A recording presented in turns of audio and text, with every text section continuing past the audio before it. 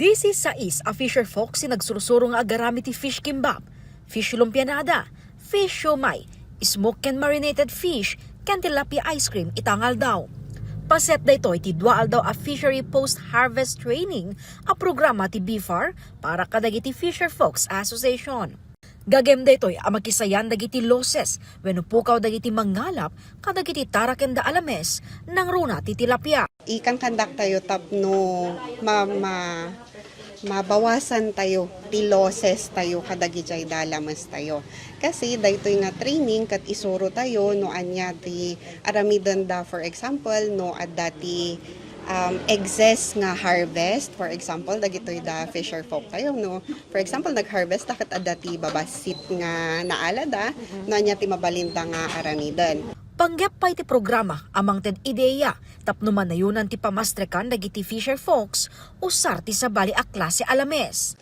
Isuro tayo matlang gamin dito no kas ano da nga ag-develop pa iti daddo mga products tapno manayunan tayo jay income danto. So dayjay kuna tayo nga value adding ti fish products tayo.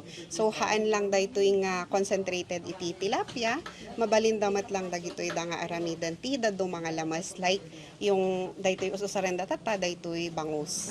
Babaen iti tulong ti LGU na bigbig ti Kusili West, lubong makarkaramay Fisher Folks Association adimalan ti training.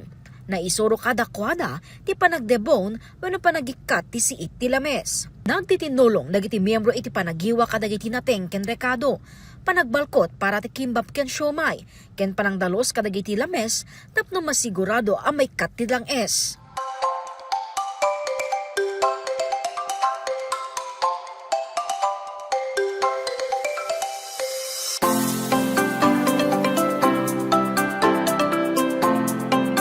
Hilig ni Melchor ti kusina, specialty na ti bangus ken tilapia sisig, ngem saan na pa'y napadasan ti nagdebone.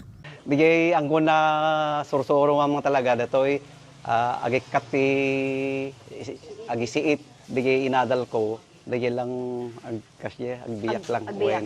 Numan pa'y adda fish pan ken livestock ataraken na, dakel abanag ti nasursuro da iti dual daw. Datoy ma'am income inadal mabalimimot nga ipot up nga kasla business. Ta isa pa nga pagingkaman. Tano in kaso nga nag-harvest kami tami malako, adda posibilidad na nga may i-apply mi daytoy nga income inadal.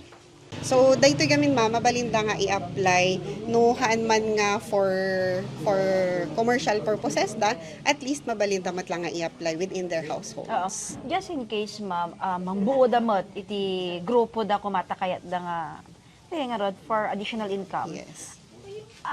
Kasa adda ba maited nga or mabalinda ba nga request ti gamit iti BFAR? Yes po.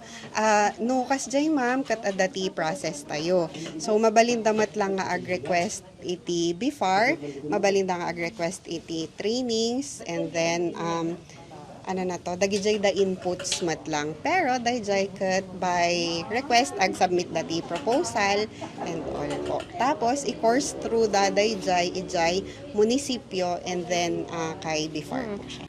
Basar ito obserbasyon ti BFAR, naynay nga ipakat dagiti Fisher Folks ti early harvest tunggal adda dumteng a kalamidad. Banag akayat da nga antisiparan ti panakalugi ni mangalap babaen ti Fishery Post-Harvest Training Program iti ahensya. Naisuro ti food safety ken proseso ti fish harvest iti muna nga aldaw iti training. Iti barangay hall ti Kusili West Bangged ti nagserbi a training venue ti Coloma Fisher Folks Association. Pagyaman ti BFAR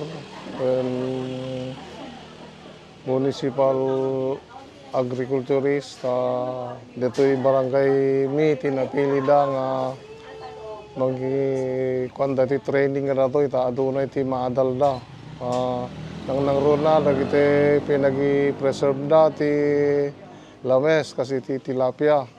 No adan to man agsubsobra nga apit da iti lames, mabalinda nga i-preserve. Sila kumote garamid da ti siomay. Mamonitor dagiti Fisher Folks kalpasan ti talo aging gainem a bulan ken namnamaen ti BFAR ang may aplikar da ti nasursuro da. Jessica Kaboreta, Balitang Solid North.